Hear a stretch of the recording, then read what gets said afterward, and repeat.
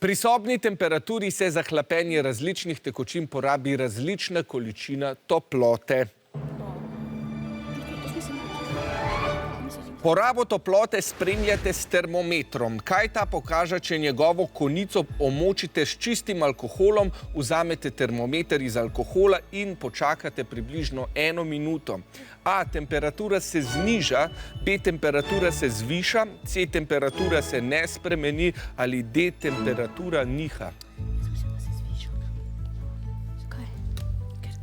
Pozorno premislite.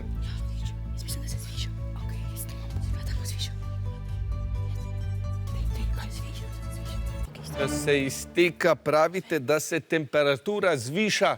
Zakaj ste se tako odločili, rumeni? Ker ima alkohol nižje tališče. Vrelišče. Vrelišče, no. Nižje vrelišče. Ja. Dobro, vijoličasti, vaša razlaga. Ja, smo probali pač na izločanje in potem je to oštevilo. Dobro, poglejmo, kaj pokaže termometer. Kadar se energija za potek reakcije porabi iz okolice, rečemo, da poteče endotermna reakcija. Zelo preprost primer je izhlapevanje. Termometer je tukaj že namočen v alkoholno razkužilo in mu očitam temperaturo, ki sedaj kaže dobrih 20 stopinj Celzija.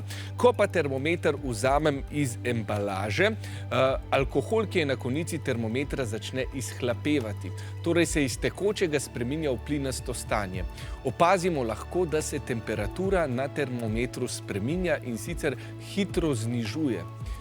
In zdajle, če počakamo, zdajle je torej že na dobrih 16 stopinj, ker je pa v vprašanju minuta, bomo še malce počakali.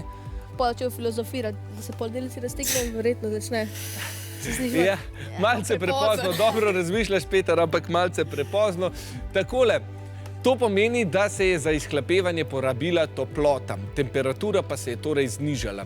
Pri alkoholnem razkužilu je ta razlika v temperaturi še posebej očitna, saj alkohol hlapi hitro, lahko pa bi poskus tudi naredili na vodi, vendar bi v tem primeru sprememba temperature bila bistveno manjša. Prišli smo že na okoli 10 stopinj, pravilen odgovor pa je A. Temperatura se zniža in žal točke ostanejo iste, se nikakor ne zvišajo, tako da brez točk pri tem vprašanju.